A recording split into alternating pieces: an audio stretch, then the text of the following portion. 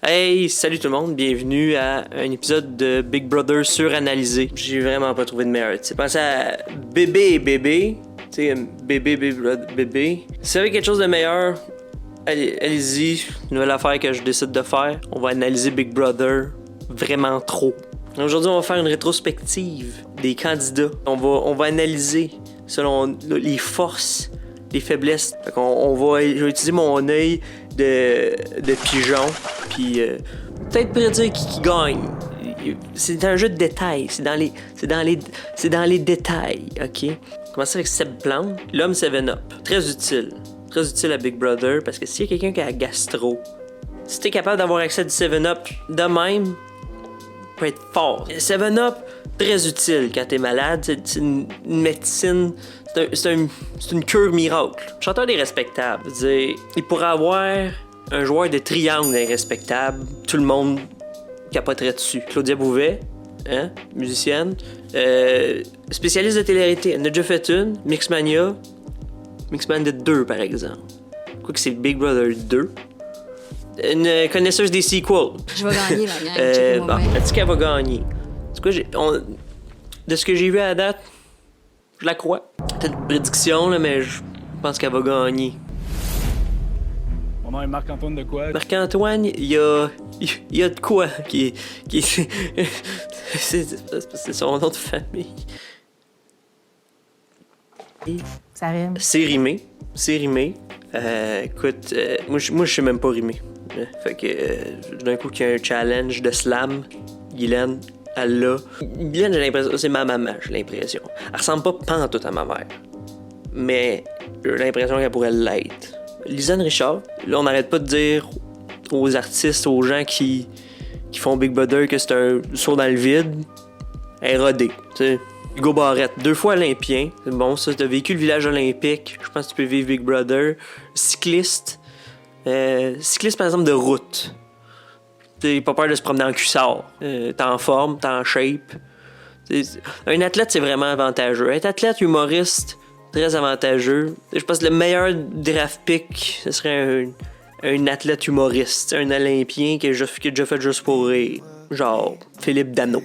Pas un humoriste, mais il est funny. Et de la personne la plus intelligente au Canada, la joueuse de jeux vidéo professionnelle. Quelle fille la personne la plus intelligente au Canada? Peut-être qu'elle a déjà pensé à toutes les. Tu sais, elle sait déjà exactement comment ça va. Dès qu'elle est rentrée, là, échec et maths. Tu peux rien faire comme ça. T'as sûrement déjà joué à Sims.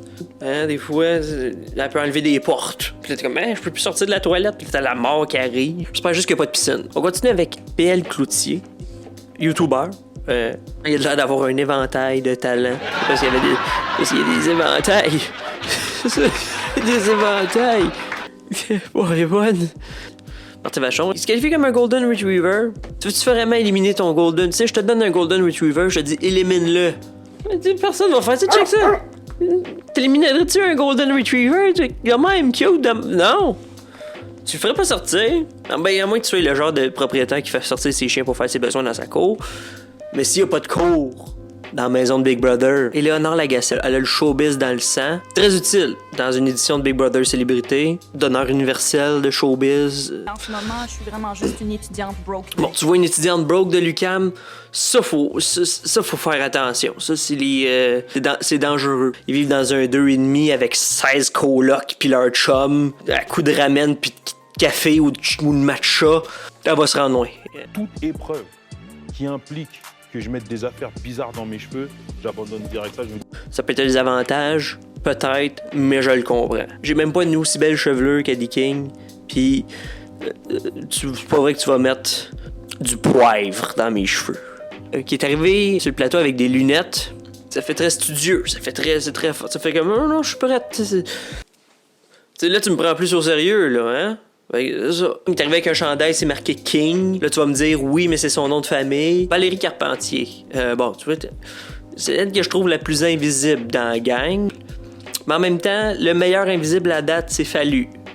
Fallu, on l'a pas vu de l'émission, on l'a pas vu de la semaine. Très fort. Ça a aidé, Harry Potter, ça l'a aidé. Carl Walcott, juste une chose à dire. Carl Walcott Je trouve ça le fun, tu sais. Tout le monde dit qu'il veut rester jusqu'à la fin dans cette saison-là. Mais j'aimerais ça qu'il y ait quelqu'un qui soit honnête. Moi, je viens juste 2 semaines. Ça clôt la partie, on suranalyse les participants. Première prédiction, je pense que Marie-Mé va être une participante. Elle va arriver comme dans la semaine 8. Elle va dire, comme surprise, j'étais une participante depuis le début. Personne ne m'a éliminé depuis 2 saisons.